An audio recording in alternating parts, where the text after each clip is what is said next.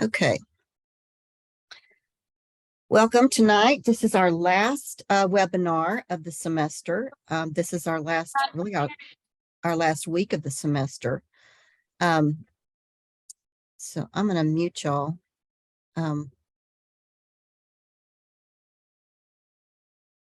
Well, just ask you to mute yourselves. Mute yourselves if you don't mind, unless you have a question, so we don't get any background noise on the recording. I had this brainstorm that I'm sure most of you know about by now. I decided that if it were me, I wouldn't want to take I wouldn't want to write another paper at this point of the semester. And so I wanted to give you all a chance to just take a final exam if that's what you wanted to do. Now, some people have been working toward this final paper for weeks, and so I don't want to stand in the way of anybody that's already got that final paper halfway written or 2/3 written or anything like that. Go ahead and turn in your final paper if you're deep into it. But if you would like an option of a final exam, I'm putting that together for you. Okay. So a test is an option, same number of points as the paper, and you can choose whether you want to take the test or write the paper. Somebody asked me if you could take the test, and if you didn't like your score, if you could write the paper. I guess you could do that. You need to let me know, and you need to allow yourself enough time to do both. But I'm going to go ahead and open the test probably on Friday or Saturday of this week. And so in theory, if you get everything done, if you get your assignment done for for module 7, and take your test this weekend, you could be done with everything for the class, this week, by the weekend. And if it were me, that's what I'd want to do. I'd want to be finished and on to the next thing. But everybody's different. And some people are not good test takers, don't like to take tests, and would rather put their energy into that final paper. And I totally get that. And so it's just kind of your choice. If you want to write the paper, that's fine. Follow the instructions that are there for the paper. And I may go ahead. I'm not sure I have a tab that tells you all the intricacies. It's not too intricate. It's a certain number of pages and APA style and that kind of thing, like you would expect. And it's due next Wednesday. The same is true for the test. I'll open it this week. I'm going to give you 1 hour and 15 minutes. There'll be 50 questions. So that gives you, just a little bit more than a minute per question. Not enough time to sit down with your textbook and search for answers. So I want you to be an ethical educator and sit down with the test and your computer and approach it as you would any other test, without your notes sitting there. And I guess if you're clever enough to have that level of note taking and so forth, go for it. But I think that would be very distracting to try to find your answers in an hour and 15-minute time period for 50 questions. So if it were me, I wouldn't want to do that. I think most of the questions are going to be straightforward enough. You're going to have a multiple choice of 1 through A, B, C, D, 4 choices. And so look at each question. And as I wrote to somebody this week, I think it was Caroline. She's not on the screen right now. Look at the question, read the question, absorb it, look at each answer and digest that and choose the right one. And then you've used your minute and a few seconds for that question and move on. And so don't belabor each question.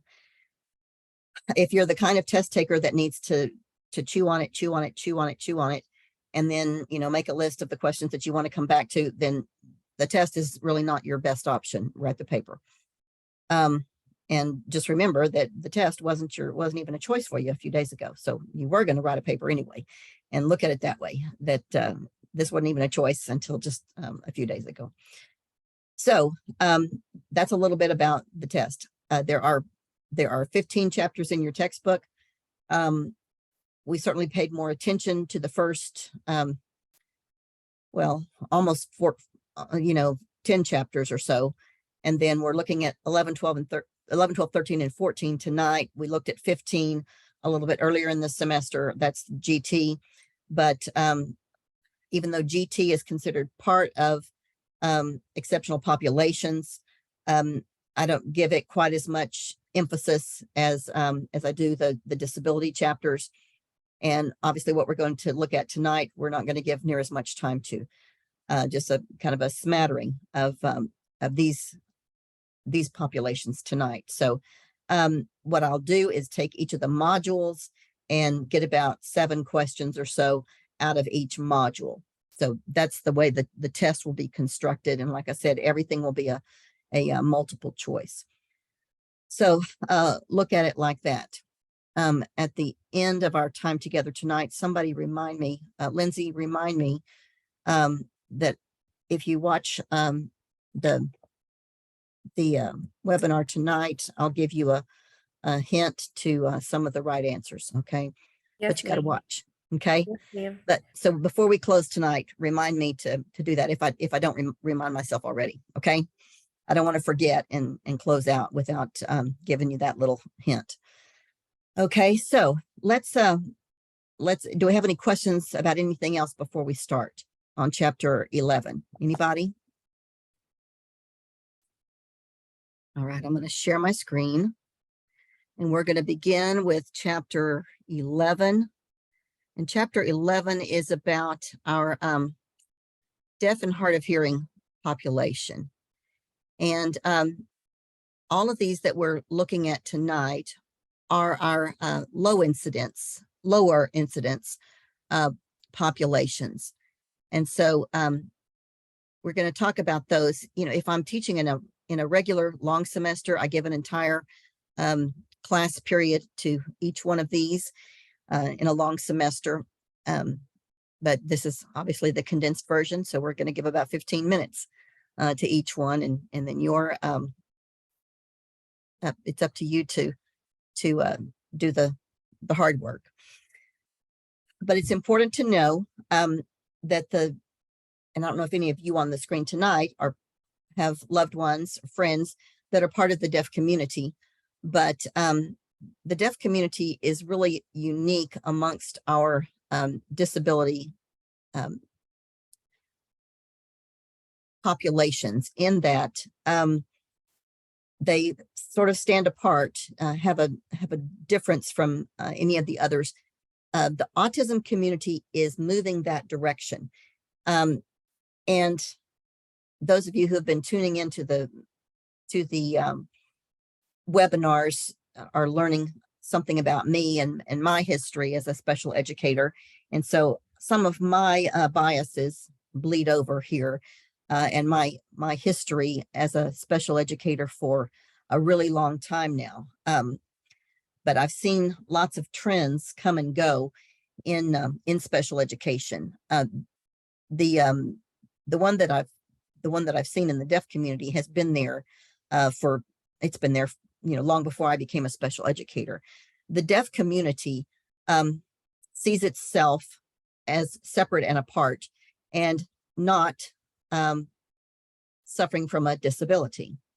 I don't know if any of you saw, and suddenly now the name escapes me, of the movie, Coda, the movie that came out and won at the Oscars, I think it was last year, about the young girl who is a member of the family of deaf people who she's the daughter who does have hearing. And if you haven't seen the movie, you need to see it. And CODA stands for Child of Deaf Adults. I think that's it. And she is that. And that, I would say, doesn't occur very often usually when two deaf people have a child, that child is deaf as well. But occasionally there will be a hearing child that comes from two deaf parents. Genetically, that's a bit out of the ordinary. But that deaf community in which there are deaf parents and then deaf children is unlike any other disability community. And it's been hard for me as a disability advocate, a disability educator, that kind of thing, throughout my adult life for a long time now, to be confronted with people who, in my opinion, do have a disability, and they don't think they do have a disability, or their child has a disability, and parents don't see it as a disability. That's if the parents are deaf as well. Now, if the parents are not deaf, it's a whole different story. If the parents are hearing parents and have a child who is deaf, what those parents usually want is to, quote unquote, fix that child and get that child to a point where they're a hearing child. And that's where we have things like cochlear implants that come in, and parents start trying to fix the deafness and bring that child into the hearing world. People who are deaf and have a deaf child don't want to make that child a hearing child. They want their child to remain part of the deaf community because it is this world unto itself. They speak American Sign Language. They feel like they don't need a lot of interaction with the hearing world. And so we've got deafness, and deafness with a big capital D is indicative of that deaf culture where there's this world of its own for deaf people. Hearing impairment is another term that we have used. Auditory impairment is another term that we have used. It can be a permanent or fluctuating loss of hearing. It does adversely affect educational performance. The term that we use now in Texas is deafness. And then we also use hard of hearing. That can be permanent or fluctuating. It's usually a person who has more hearing than a person who is totally deaf. These two terms, deafness and hard of hearing, became part of the official language in Texas just a year or so ago. Up to that point, we used the term auditory impairment across the board for any kind of hearing loss. But the deaf community lobbied for and won over, with this terminology, deafness and hard of hearing, in favor of those terms instead of auditory impairment. And so that switch has been made. Again, this big capital D refers to members of the deaf community who embrace that linguistic minority culture, have this deaf identity that's very important. Oftentimes they attend the residential school for the deaf. Every state has one of those. Ours is, of course, is in Austin. And a lot of students who are part of this deaf culture community want to attend the School for the Deaf in Austin rather than going to their local public school. And the last bullet here, like I referred to a moment ago, deafness is not considered a disability with this population.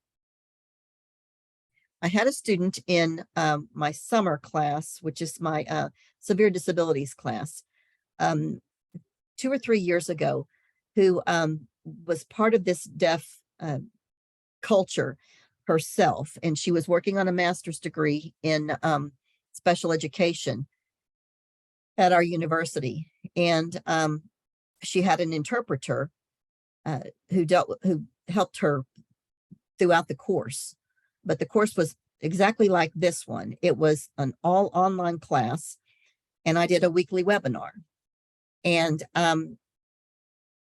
everything that we did in the class was online.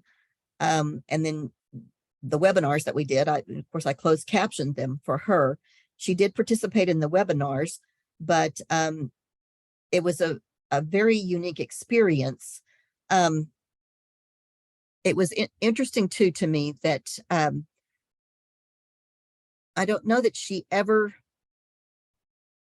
got to the point in the course where she shifted from her view of the world as, deafness. That course is a severe disabilities class, and we're looking at people who fall into that very, very low level of disability. Our life skills kinds of populations, kids and individuals who need a whole lot of support in school. And every assignment that we did, she applied it to the deaf population. Well, not all of the deaf population falls into that severe population that the course was designed for, but she could never get out of that mode of the deaf population. And special ed is a lot bigger than just the deaf culture.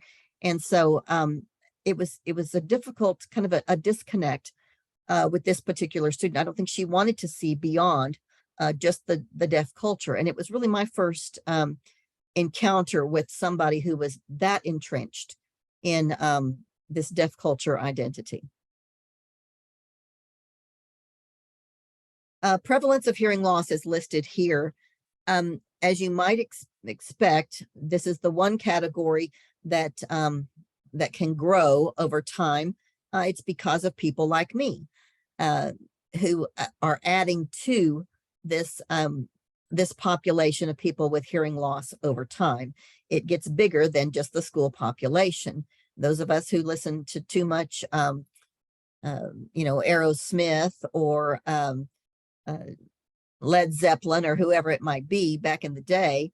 I think each generation has its own version of really loud music deliverers, but you may not have participated in that, but there may be other things in your life that you've maybe listened to too loud. I think just this notion that we have now that everybody puts headphones in, and headphones themselves do cause some hearing damage because everything is so focused into your ear canal itself.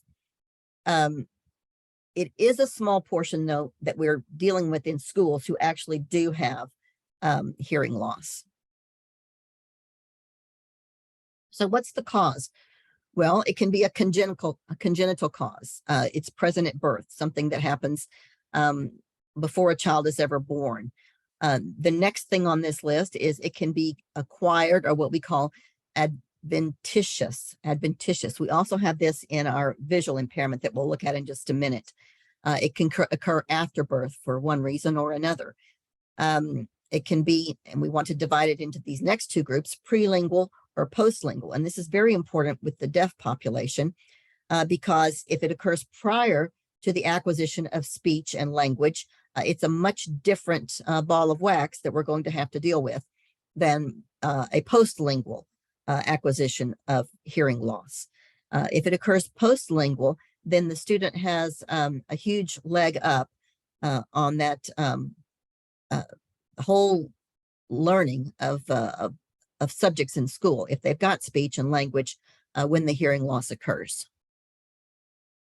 So there's a list of some prelingual causes, and I'll just let you look at that rather than read it. And then some postlingual. I bet many of you had otitis media. Those are ear infections. If you didn't, maybe your babies did. If you're a mom, all three of my kids had lots of ear infections. Both of my boys had to have tubes in their ears. And that helps with a lot of that. But some children don't ever get that and then have permanent hearing loss as a result. Childhood diseases can cause that. Encephalitis, head injury, loud noises, like I mentioned before. You see now, though, that parents get these little headphones to put on babies before they take them into places with loud noises. You see them, at concerts and other places with baby headphones, and I think that's really cool. So here's a description of the process of hearing, and I'm not going to go through all of that. You can read that yourselves about how the hearing process works. And then we have these types of hearing losses. We've got the conductive or the sensorineural. And the conductive is outer or middle ear problems. And then the sensory neural is inner ear or nerve problems where the sound never makes it to the ear. Or it can be a mix of the two. So bilateral is both hearing loss in both ears, unilateral loss in one ear. It can be a fluctuating hearing loss that comes and goes. And then we always want to know what the degree of the hearing loss is. It's measured in decibels, and there are these varying classifications for that. We want to know what the ability to communicate is with the student who is impaired. How are we going to communicate? Are we going to do that orally? Or are we going to do that through sign language? If the hearing loss occurs prelingual, then the child's experiential learning is greatly impacted. Hearing loss reduces the quantity and quality of learning. Life experiences are radically impacted. Just think about all of the things that a child learns through the reading of books in the home, at school, early days of school, learning their colors and numbers by just, counting and talking experientially in the home, driving down the street and noticing the things that you drive past and the way we talk about those kinds of things. Those can all be lost. We would expect that IQ is typically distributed amongst this population. The same is true of visual impairment that we'll talk about in just a minute. We don't have a larger number of gifted students or children with intellectual disabilities among this population. But we do find that we have language development problems among this population, as you would expect. If you can't hear the language that's going on around you, you're going to have a great deal of difficulty learning how to produce that. Academically, reading is a challenge. How children, learn that in the home. Many parents aren't going to read to children who are deaf, and how parents are communicating with a child is going to steer a lot of these early experiences. If parents are deaf as well and ASL is used in the home, then that's one avenue that's going on. But if parents are hearing parents and communication is oral, then that's another issue altogether. Writing can be a problem because of the hearing issue and the language acquisition. Mathematics is usually stronger, but there can be problems because we all know that language is a part of math as well. So social, emotional, and behavioral characteristics certainly come into play along the route to going successfully through school. Direct interactions and incidental learning are compromised because those opportunities that just happen along the way are not quite so accidental as they are with children with all of their sensory pathways intact. Fewer interactions and less exposure to social and emotional language. Oftentimes, parents have more restrictive rules, and sometimes the parents are simply unable to communicate with the child. We do want children with sensory difficulties to interact well with their peers, but sometimes those relationships do lag behind. So how do we assess for an auditory impairment? Well, we begin with an audiological evaluation. We test the degree, type, and configuration of loss. All of this begins with an ear, nose, and throat specialist, a otolaryngologist, medical professional. We also then get an audiologist involved, and then we always have a teacher of the hearing impaired involved in our educational process. We're going to get measures of general health. We're going to give some IQ tests oftentimes, but we've got to be real careful about that because if children are being tested with something that relies heavily upon the ability to hear, we don't want to leave them out of that part of the learning on the intelligence test. And we don't want to rely too hard on language assessment and communication in our evaluation. We do want to see how social and emotional functioning is going. We want to determine eligibility based on the child's ability to recognize spoken words, conversations. How is their receptive and expressive language? How deep is the delay there? What is their speech articulation like? How has their voice been impacted? Their fluency. We talked about those things when we talked about speech impairment a few weeks ago. There's probably going to be a discrepancy between their verbal and their nonverbal performance on an IQ test. Certainly, as you can imagine, we'd want to look more heavily at the nonverbal performance as an accurate portrayal of their intelligence. We're always going to see a delay in the development of reading skills because that goes so closely with oral language. Sometimes we've got behavior problems that go along with this when children can't hear the language that we need to use to communicate with them. Behavior issues can sometimes be a problem.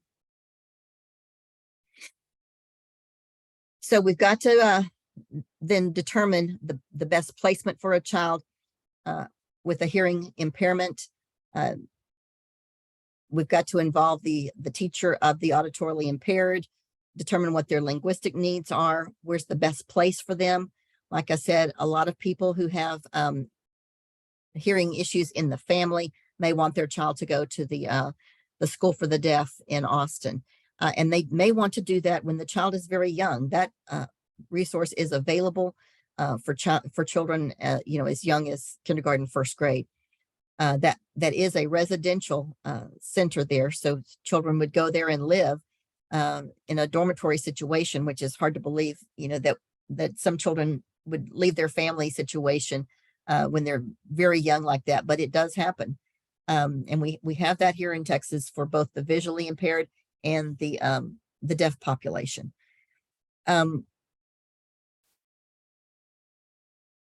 So we do want early intervention. We do have that. Most of our hospitals where children are born test for hearing loss and visual impairments at birth. We want follow-up with pediatricians early on to know that these things are going on with children, and then they get services right off the bat. I've got some numbers here that tell you about the amounts that we have in our schools and what we should do about thinking of LRE. Transitioning into adulthood. Certainly people with auditory impairments can have normal lives when we make accommodations for that disability. Like I said, the deaf community doesn't see it as a disability. And I made an allusion a moment ago to the fact that the autism community is moving that way a bit. I see the two as very, very different. The deaf community generally operates with cognition at a normal level. Many people in the autism community are not functioning with cognition at a normal level. And I think there's been a push with a lot of parents in the autism community to, you may have heard this this phrase of, it's just another way of being, another way of living, another way of thinking. And it is another way of thinking, but it could be a very detrimental other way of living or thinking or being. And I think that to think of it as just another different way of thinking can be harmful to people with autism, because most people with autism, many people with autism who are not at the very high end of that that scale need support. And to look at it as just another way of living or thinking or being makes it sound as though a person doesn't need any support. Just, let me be, and I'll be fine. And I think it's important to consider the level of support that people with disabilities do need. And I think, again, I'm showing my my years of experience in the field. That's not a very trendy way to think about it, but I think that I've had so much exposure to people and interaction with people who have autism that just to consider it as another way of life is pretty naive. So that's my 2 cents on that. Let's close this one out, and you can look at the rest of it on your own. Let's look for any questions about that one before we look at for a few minutes at visual impairment. Anybody?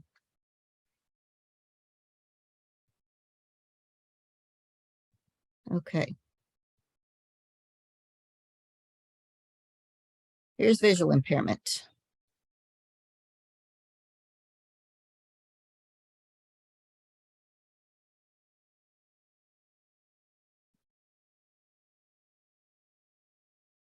All right, a visual impairment has a lot of similarities in the way we treat it to an auditory impairment or a deafness or hard of hearing. Visual impairment is any vision loss. We can have just low vision, or we can have complete blindness. Some of you may be like me and be visually impaired and need glasses or contact lenses. But if we can correct our vision with assistance, with glasses or contacts or eye surgery, LASIK or something like that, then we're not considered to be visually impaired according to IDEA, because we've got something that's assisted us to come around to a level of seeing that is not in this level of disability. So low vision or blindness, vision loss can be congenital, near or at birth, or adventitious after birth, just like a hearing impairment. Here's the IDEA definition. Blindness means an impairment in vision that, even with correction, adversely affects a child's educational performance. So here's the more textbook definition: central visual acuity of 20 over 200, 2200. I cannot identify the largest letter on the eye chart or less in the better eye with corrective lenses, or central visual acuity of more than 2200 in the visual field range. So how far you can see from side to side, centrally or peripherally in less than 20 degrees in each eye. And then we've got a description of low vision at the bottom. This again is a very low incidence group. We don't have very many kids that fall in this category or the deaf, hard of hearing category. We do have in both of these categories, but more in the VI category than in the deaf, hard of hearing category. We have some what we call comorbidity, where we bleed over into some of the other categories. And so we may have a student that's VI and deaf, hard of hearing, or VI and something else, maybe orthopedically impaired, or a traumatic brain injury, or something like that, where we have another category that is an identifying area as well. So I'm not going to go through all of this structure of the eye. You can do that on your own. Here are some causes. The 5 most common: damage to the brain, cortical visual impairment. That's where the the structure of the eye and all is fine. The problem is not with the eye. The problem is with the brain. The connection between the brain and the eye has the issue. I had a student a number of years ago who had cortical blindness, and her issue was that her brain, she was so low functioning intellectually, cognitively, that the brain wasn't making the connection. She would be one of the children that we would be studying in that summer course that I referred to a little bit ago, the severe disabilities class, because she was in a wheelchair. She had cerebral palsy. She had no oral speech at all. She couldn't control her bowels or bladder. So she was catheterized and that sort of thing.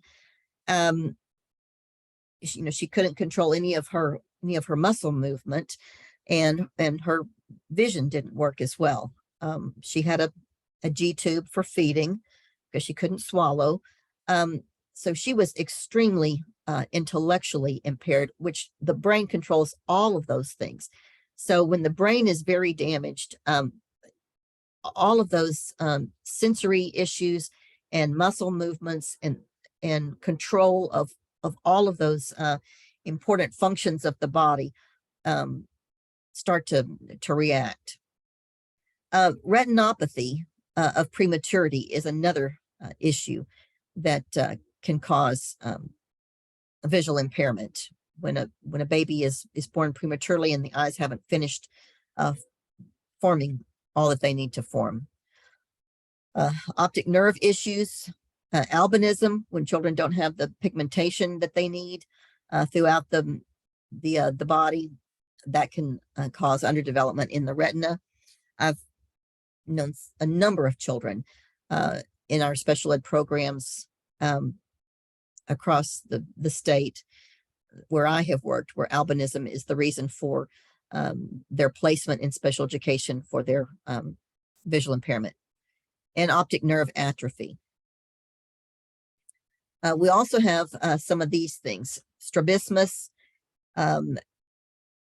amblyopia. These are, like what you might call a lazy eye, or a wandering eye, or crossed eyes. Some of these things are listed here: cataracts, glaucoma.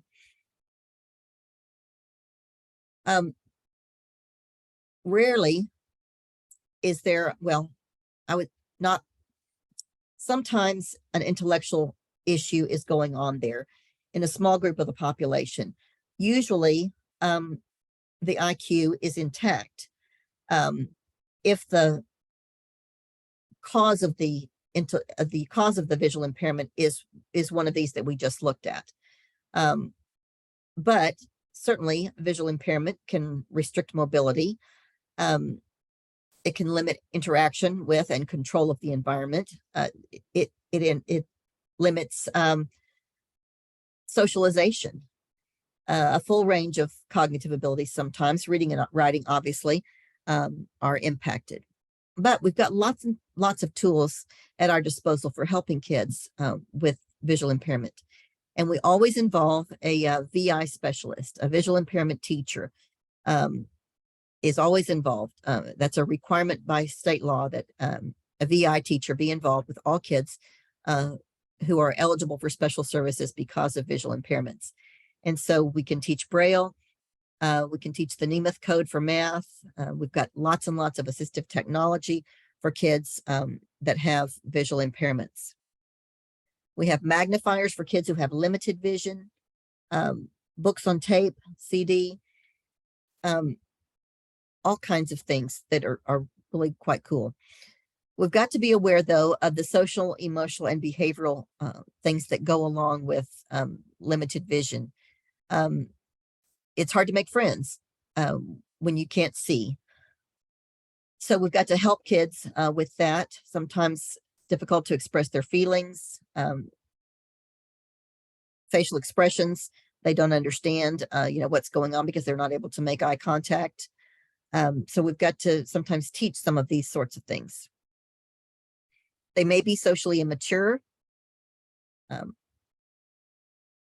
So we always involve at the beginning an ophthalmologist or an optometrist to start our evaluation.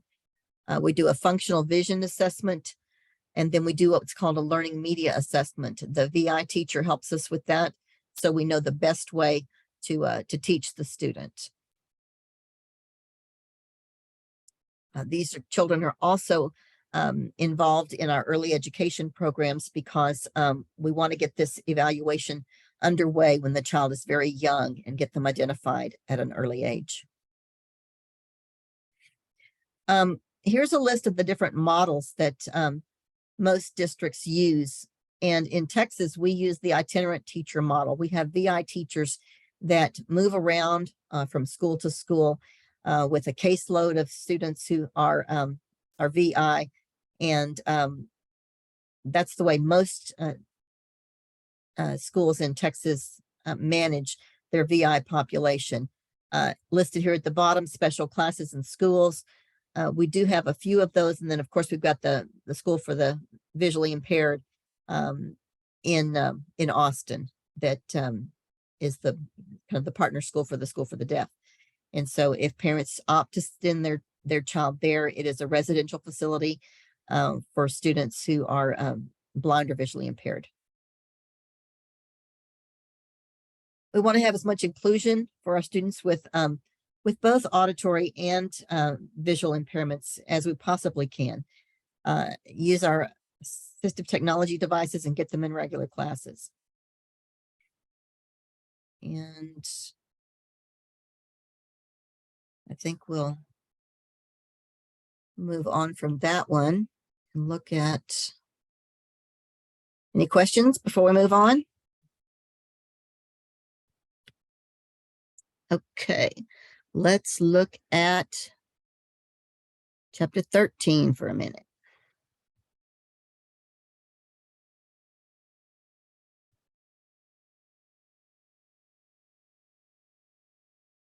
Okay, this is our students with orthopedic impairments, traumatic brain injury, and other health impairments. Kind of all glumped together here. This is a small group. Let's see.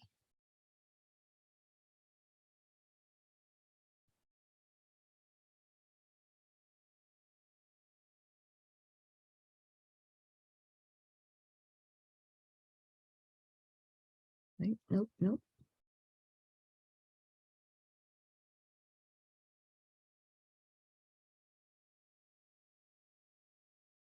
That's what I'm trying to do.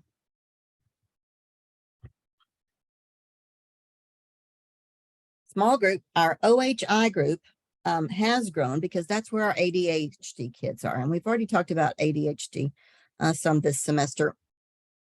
Our orthopedic impairment numbers have decreased. I really don't know that I could tell you why. And our traumatic brain injury group is relatively stable. So here are some key concepts that we want to remember. Chronic means existing all the time, kind of, there in the background.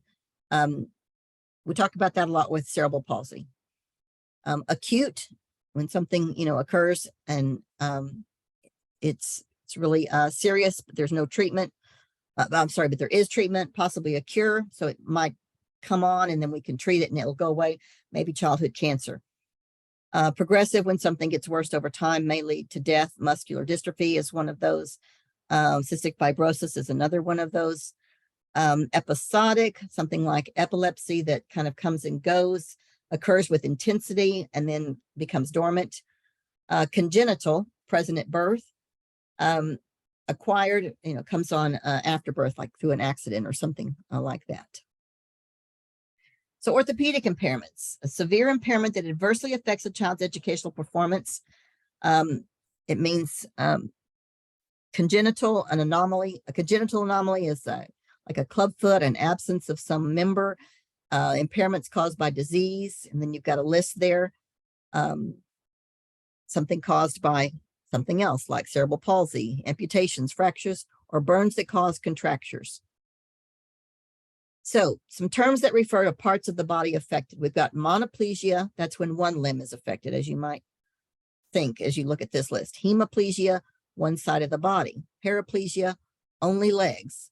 Tetraplegia involves all limbs and the trunk of the body. Diplegia, both legs or both arms are affected.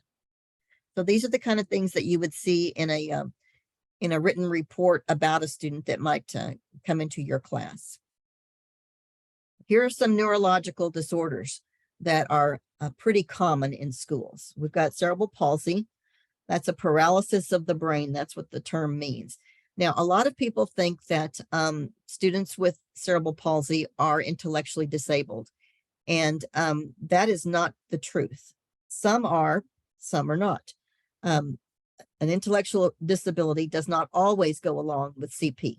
Sometimes, but not always. So we should assume that a person with CP does not have an intellectual disability. I think sometimes we assume that because we've got this spasticity, stiff muscles, awkward movement, and oftentimes speech is affected. So they have difficulty with oral language, and then their body is moving in these spastic ways, and we kind of associate that with an intellectual disability, when in fact it is not. And so we need to be real cognizant of that, and move away from thinking that spasticity and difficulty with speech go along with an intellectual disability. You see some words here that go along with that. Spina bifida, that's where the spinal cord does not completely finish forming and get covered up. So sometimes it protrudes through the spine. There are varying degrees of surgery that sometimes take care of that. Sometimes the child still has paralysis from the waist down. Hydrocephalus is fluid on the brain.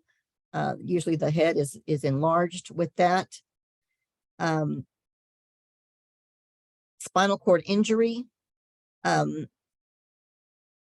We have a lot of that among students. That number is actually increasing because of automobile accidents, violence. Sometimes you see it with shaken baby syndrome. We have that with young children. Falls, sports injuries, 80% of that occurs among males. Muscular dystrophy almost always occurs in boys. It's a chromosomal genetic difficulty. It is a deterioration that occurs over time, and young people do die of it. Juvenile idiopathic arthritis is another one. Inflammation of the joints. Now here's the IDEA definition of a traumatic brain injury. The term applies to open or closed head injuries resulting in impairments in one or more areas, such as cognition, language, memory, attention, etc. The term does not apply to brain injuries that are congenital or degenerative, or to brain injuries induced by birth trauma. So head injuries, usually the ones I have seen mostly are those that have occurred after a car accident, a fall. I had a student a number of years ago who was injured with a gunshot to the head, shooting accident. And he survived, but the bullet did go through his brain. And so he was, not a special ed student on Friday, and he was the next week. I've seen that, with a number of students through my career. A student who attempted to commit suicide over the weekend and tried to hang himself, and was without oxygen for a period of time, and was rescued, and had resulting brain injury because of that. closed head injury, and open head injury. Either one can be a traumatic brain injury, according to the rules. And the effects. Well, it can affect lots of different things. And the interesting thing to me about TBI is that it can kind of come and go. It can affect part of the brain, and then that part of the brain starts to get better, and then it gets worse again. And then another part of the brain gets better, and then it gets worse again. And the first part gets better and stays better. And then another part gets better. It's the strangest thing I've ever seen. The way the brain kind of regenerates itself and can actually heal from a TBI. And then one part will start to heal, and then we'll just stop at a particular point, and another part will regenerate completely. It's the most amazing thing I've ever witnessed, is the way the brain can and does heal itself in many ways.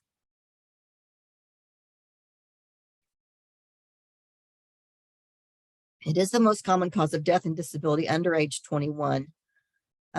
We'll get these areas of high risk, the very young children, and then of course our older kids, who I think are taking more risks in their behavior.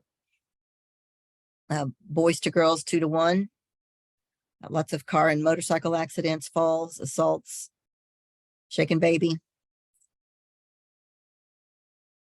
Other health impairment. This is where our ADD and ADHD falls in. Asthma, heart conditions, epilepsy, Tourette syndrome. All of these things fall under OHI, but there aren't nearly as many as we seem to think that there are. It's still a lower incidence area. And at the end of the day, we have to have an adverse effect on our educational performance. All of these would be areas that are that fall under that category of other health impairment.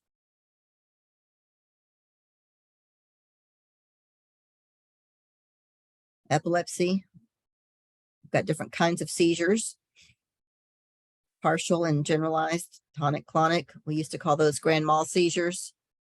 Absent seizures, we used to call those petit mal seizures. So the grand mal are the big ones that we see on television. And then absent seizures are probably the ones that are happening in your class all the time, where the child just looks like they're kind of looking out into la la land, and they're actually maybe having a small seizure.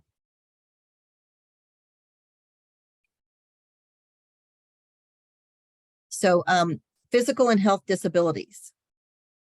We have a wide variety of cognitive and academic characteristics here. It's hard to even pin them down. They're so different. This is why we have this individualized nature of special education. We want to know what's going on with each student. Traumatic brain injuries themselves can be so different. You compare that with a child who has a case of cystic fibrosis over here, and another child who has attention deficit disorder, and you just cannot compare them. So you've got to know what's going on with the student. What does the doctor say is happening with them, because that's where they get their disability eligibility from a physician. And so what the physician says about them is critical. That's why you've got to have access to that. You as the teacher have got to know about their conditions, the risks, the needs that come with it. They'll have a medical evaluation, and that's where we're going to get what we need to know. And then we'll do some things at the school. We'll test intelligence, academic achievement, language performance, and all those kind of things. Behavior may be an issue with some of these students. And then we're going to develop our IEP. With some students, if their disability does not rise to the level of needing special education, we'll develop a 504 plan. And remember that early childhood education is out there and available for children birth to 3, for infants and toddlers, preschoolers. Those services are given in the home by Early Childhood Intervention, ECI. And they're in the school setting from 3 to 5 in our early childhood special ed programs, and then in regular special ed programs from 5 on. So we always want to include students in our general ed programs to the greatest extent possible. And it's up to the IEP team to make that designation. And then it's also our responsibility to transition them to adulthood.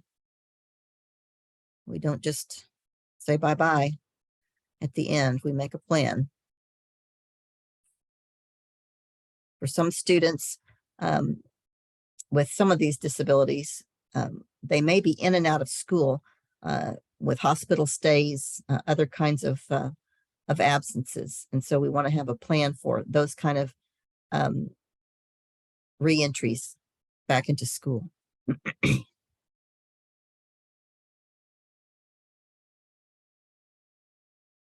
All right, we got one more. Chapter 14.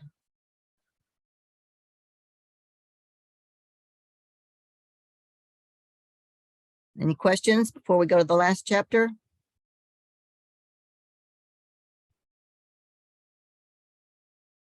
All right, y'all are hanging in there. That's good.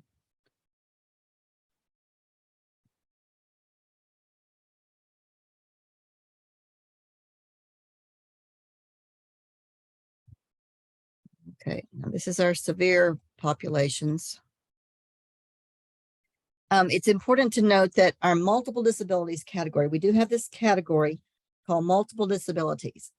Now, let's, just for the benefit of everybody that's on tonight,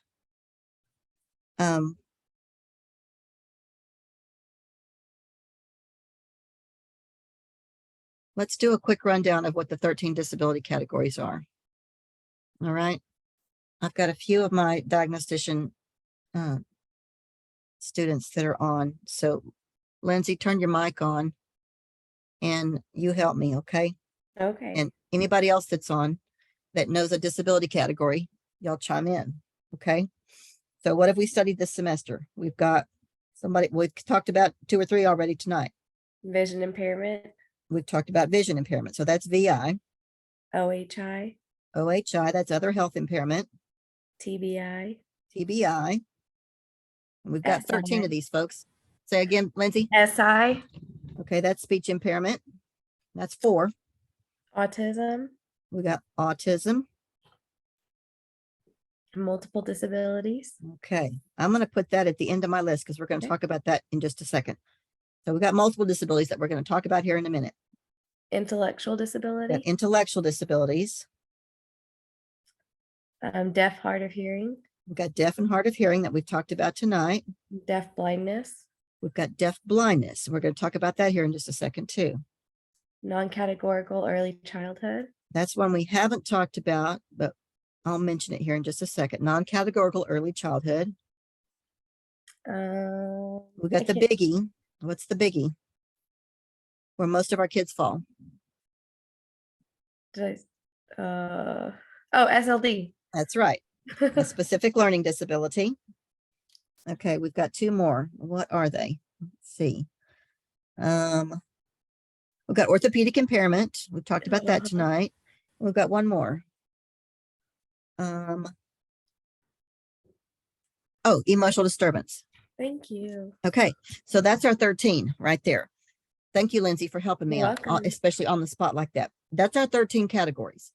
Now, if you're in the public schools, you need to know that anybody that served in special ed is going to fall into one of those 13. Now, Lindsay mentioned a couple that I said we'll talk about that right now.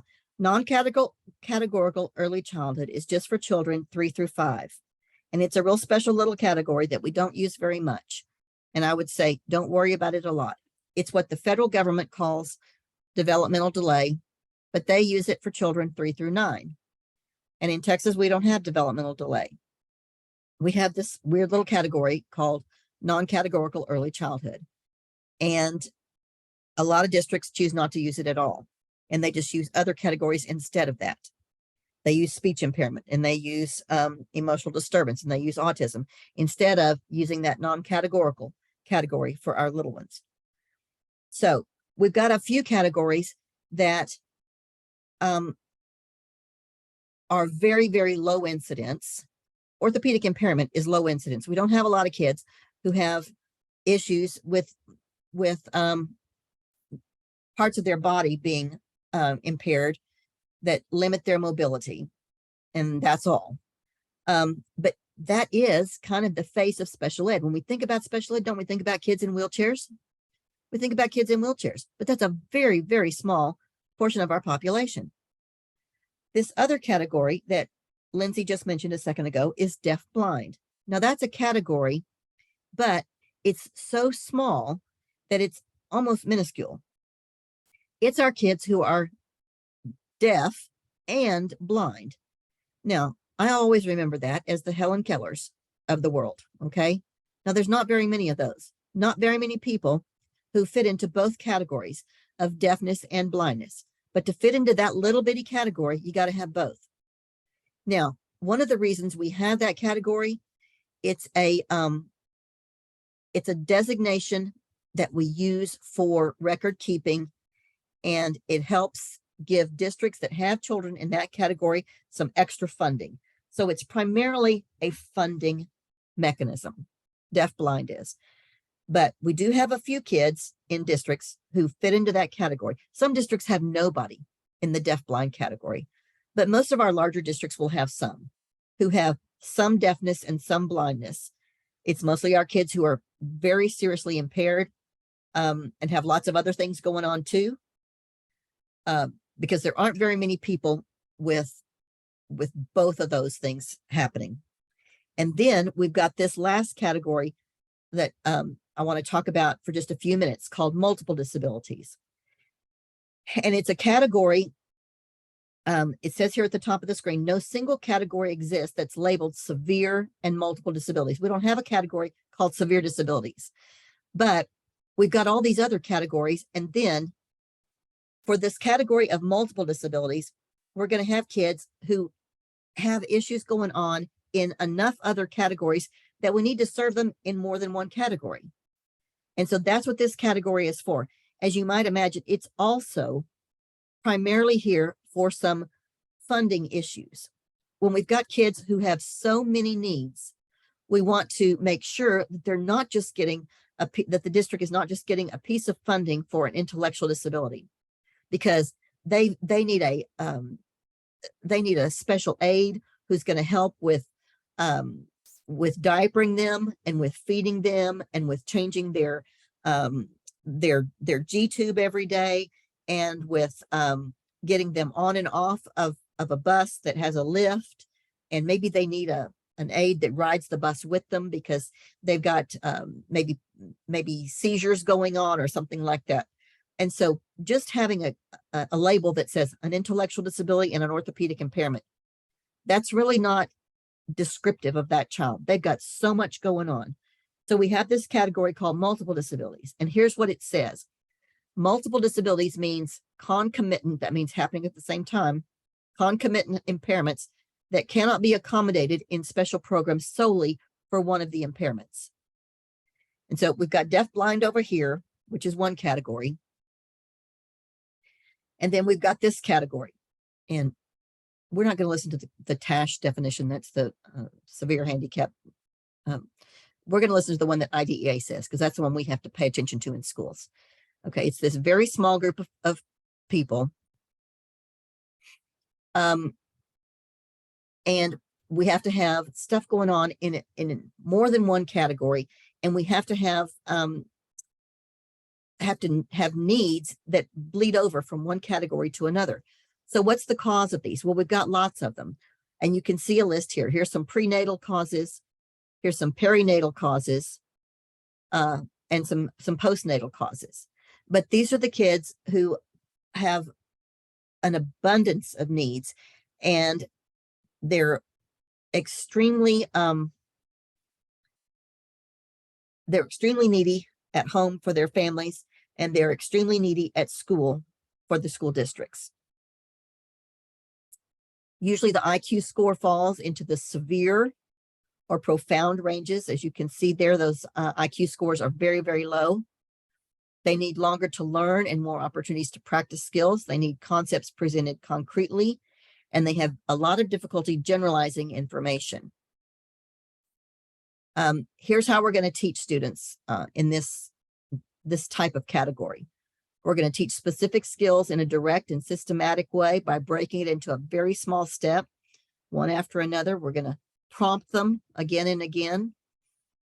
Going to give immediate reward for correct responses. We're going to teach across settings whenever possible.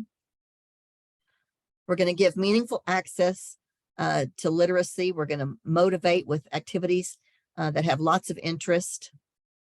We're going to utilize the nonverbal skills because a lot of these kids, I'd say most of these kids are going to be nonverbal. We're going to use alternative or augmentative communication devices. Going to use some math concepts that apply to their daily life. They're going to lag far behind socially the development of their peers. They're going to require a lot of direct instruction, but they do desire and benefit from friendships.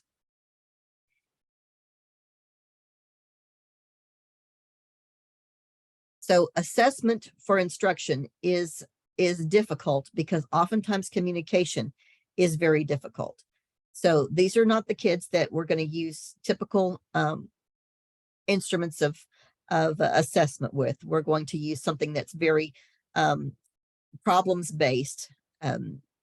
We're probably going to use sometimes we use what we call play-based assessment, needs-based assessment, that kind of thing, to get an idea of what the student is capable of doing. You see here at the bottom, more authentic forms of assessment, a portfolio approach, or a functional ecological assessment. All of these kinds of things will start with the student at the very earliest ages.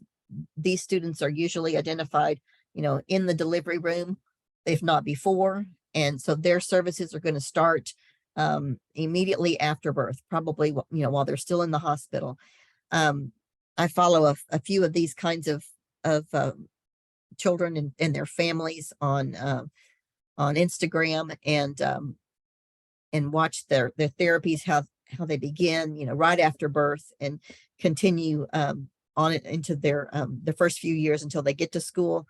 And it's just amazing to see the progress that some of these children make just in those first few months and first couple of years before they ever make it to a public school setting at the age of 3. So we want to use successful practices. IDEA does require that all students have access to that core curriculum. So we want to make that accessible to students regardless of where they fall on the academic curriculum. We want to give inclusive practices an opportunity with all students. So we want to place them with their same age peers as often as we can and as appropriately as we can.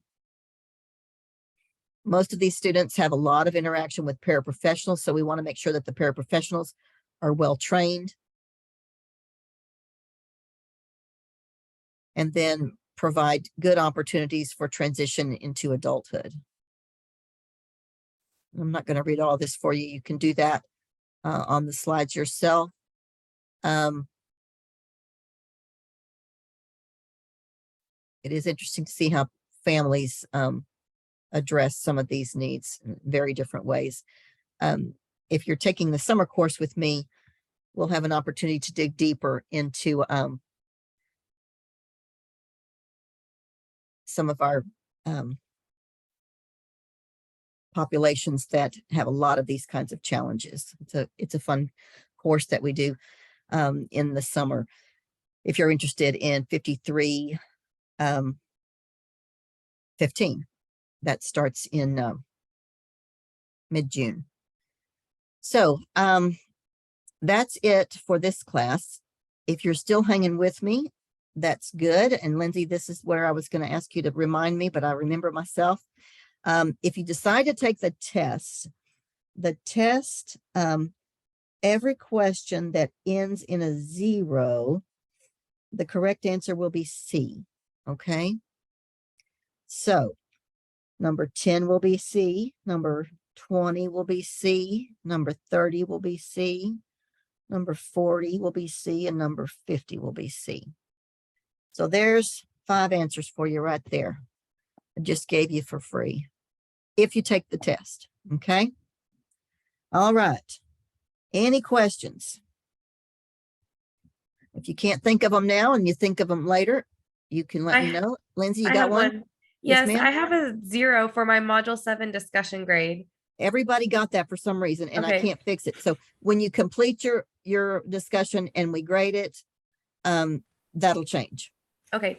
So Thank don't you. worry about it till then. When I grade that, it'll change to the correct number and 0 will go away.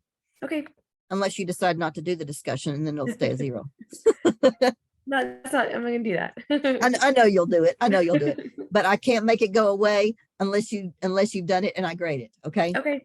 And that I don't makes know sense. why it's doing that, but for some reason it's stuck on that and I can't make it change. So as soon as you get your discussion done, I'll grade it and it'll take away that 0. Okay. All right. All right. Any other questions? All right, folks. Thank you for hanging with me. Thank you, Dr. Kevin. You people dropped out, I see. All right. I hope you enjoyed this semester. It's been fun for me. I know I stuck my husband with you for a couple of weeks while I've had my surgery, but he's a pretty good old guy and he knows his stuff too. So I hope that was good for you. Okay. All right. All right. Maybe you're going to be with me here in the next short session. And if so, I'll see you in a couple of weeks. Okay. All right. Let me know if you Bye. have questions and I'll see you. And Candace, be in touch. Okay. All right. Bye, y'all.